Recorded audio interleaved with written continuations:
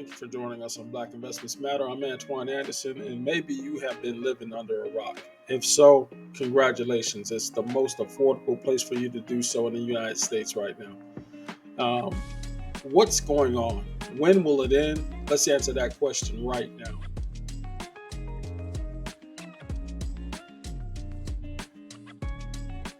So let's start breaking down what some of the factors were in this current mess with housing. There are people who exploited the system when it comes to the CARES Act and the COVID protections that were given out to people. There was a tremendous amount of people just not paying rent, which was causing landlords and landowners to go into foreclosure. They couldn't keep up. Their income was strictly that. So you had a huge amount of people who had to sell their properties just to stay afloat. And when those properties are sold, those rental properties and the properties are changing hands to new owners, do you think those new owners care that you were out of work because of COVID? Not at all. The money is still due. And they just bought that property from your former landlord.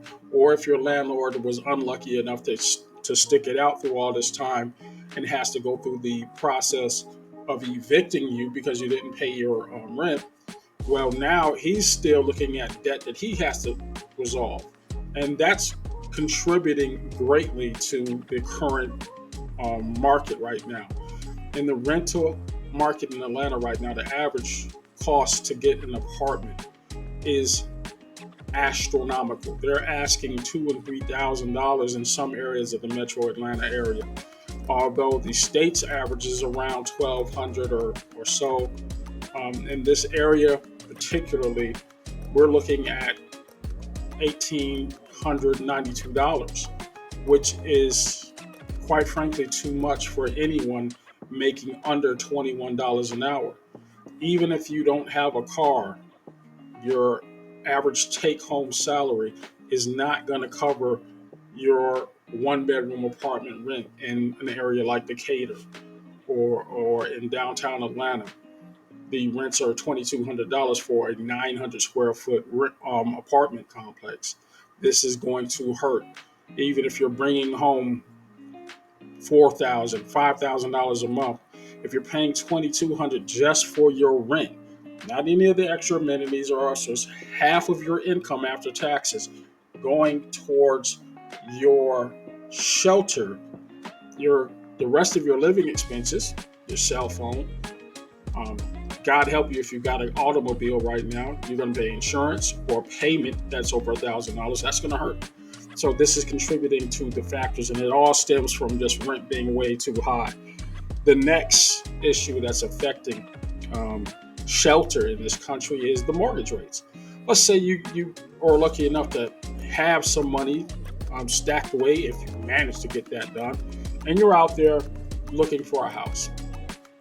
Well, mortgage rates haven't been this high in the last 10 years. It is now averaging somewhere in the neighborhood of a 30-year fixed rate of about 5.5%, which isn't bad.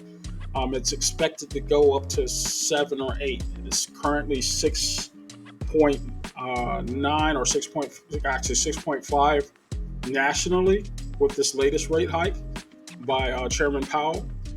Those rates are expected to hit about 7 or 8% by the end of the year, so that's not going down anytime soon. That may not be the last rate hike, so prepare yourself for that. So what does that mean? Well, if the cost of getting a mortgage goes up, and that's what that is, it will affect you financially. You have to have more money down to be able to meet the terms of your down payment. In addition, that is going to cost you far more money at closing. You have to factor in how much property taxes will be during that year. You're going to have to factor in the insurance on your home, because you're going to have that as well when you're talking about a mortgage. that bank wants its property insured throughout the life of that mortgage. So even if you can swing a $2,000, $2,700 month uh, mortgage, factor in those other costs before you even start talking about your household utilities, your cell phone, your garbage pickup, whatever else you're going to be paying. It is a lot of money. And having a higher interest rate just means you're going to be paying that amount of money for a longer period of time, 15 to 30 years on average. That is a big no-no to many people's pockets for the same reason that they can't afford to rent. The average home price itself has gone up in this country to a whopping $400,000. We're talking about $376,000 in the state of Georgia, state of Massachusetts, around $600K. Most houses in California, you're talking $840,000, close to $1 million for a home. Why is this important? There are many people on this planet that won't make $1 million in their lifetime.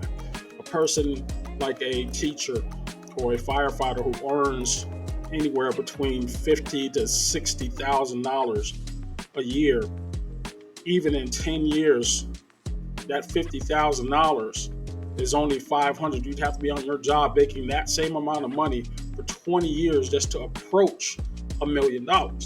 That's just what it is. It's unaffordable for most people to even conceive of getting those kind of homes, and the factors that are going into that are stunning. If we're looking at just the median home price as well as the cost of rent alone, that would be a financial limitation, but now we have inventory problems. There are a lot of building projects going on now, but the availability of the homes that were open on the market was just shrunk. And what shrank it? Well, enter the fourth factor. Real estate investment trust companies, single-family rental corporations buying up houses at breakneck speeds. In the subdivision that I live in right now, there are 154 units. In the last year, 15 of them were sold to these single-family rental corporations. That means that people who were actually living in the houses and paying the mortgage sold to one of these corporations, one or more of these corporations, and then took the money and ran. Great.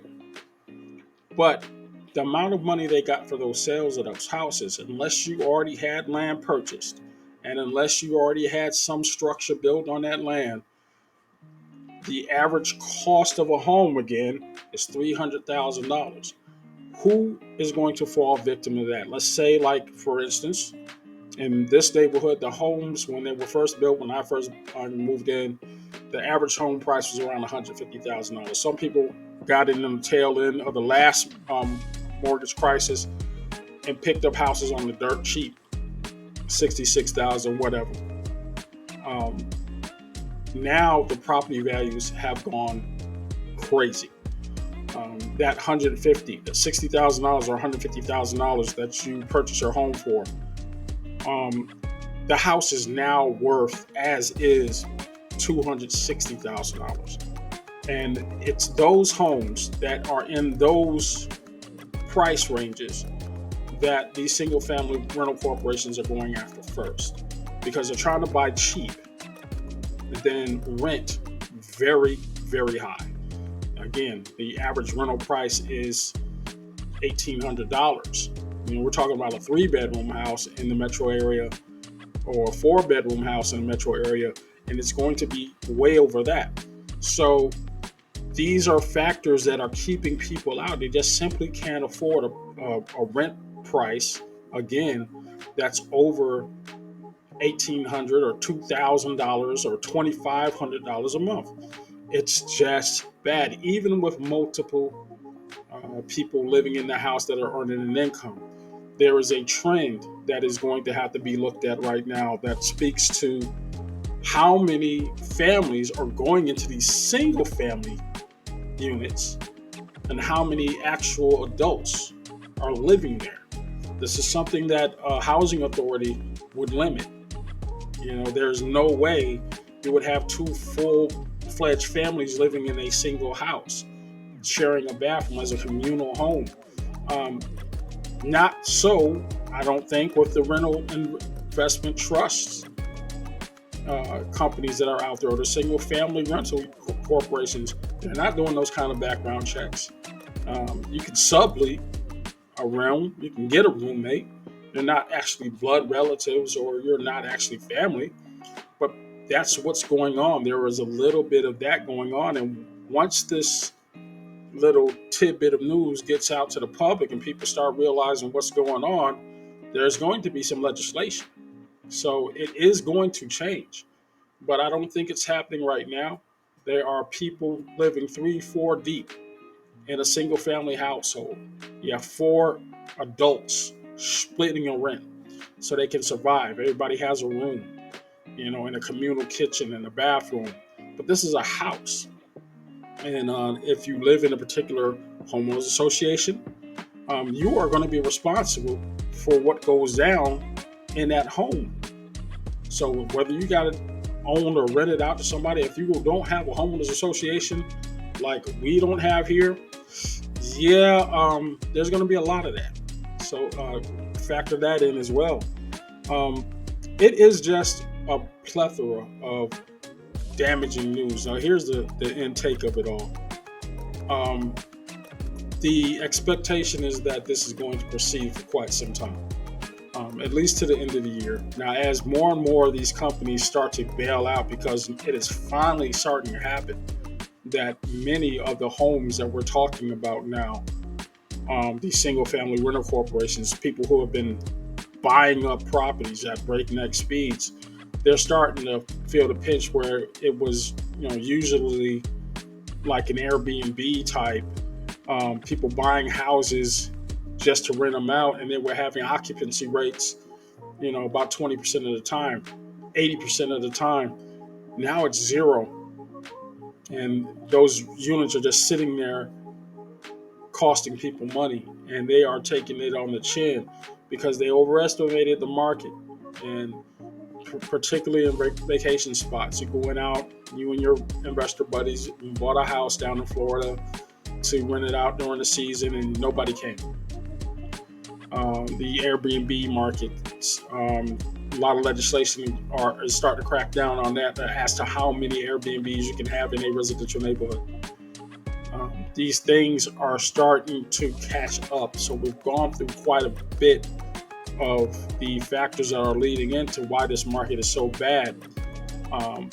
But at the end of the day, if you are fortunate enough to get a mortgage and stay in your home, is it now time to sell? Well, I don't think so. Let's say, for instance, a house like the one I'm in, decent amount of equity in there. The amount of money that I've been offered to move will not cover anywhere close to what I would be going into, and my mortgage would be 3, 4, sometimes 8 times, even if I'm trying to get into a similar size house in a similar neighborhood. We're talking 6, 7 times what I'm paying right now because of the low mortgage rate that I have currently. If they triple my rate and start that clock over, that 30-year clock, I'll be paying in excess of $300,000 in mortgage and interest fees. It's just not doable. A lot of people are scared of that rent and that high mortgage rate. It's just not doable. You have to look at those numbers before you make any decision like that. Now, I've gone a long time over on this video. It's just that there's so much going on that there's no way you can kind of encapsulate it into one thing. I think the only thing you can do right now as a renter, as a homeowner, as somebody trying to get into a home as a purchase, pray you keep your job. And if you have some shelter right now, Try to keep it until a perfect deal comes on. Don't go out there and put yourself in a financial hole because of some superficial thing. These are long-term decisions that will cost you in the long run if you move wrong. There is just so many factors that you're going to have to factor in, but ultimately it's going to come down to whether or not you're happy where you're at or where you want to be in life. And I think you need to take that into consideration before you make any moves at this time. Um, it's just not the time to do anything other than watch and wait for those better deals. Leave your comments, concerns, questions at the bottom. Again, we're not experts on this information that I'm giving out. This is just something that I personally am going through, and I want to share that as a homeowner, the pressures that I was getting 6 months ago, getting 9, 10, sometimes 12 calls a day. Hi, my name is such and such. May I speak to Antoine? Hello, how can I help you? Are you interested in selling your property at 14, whatever?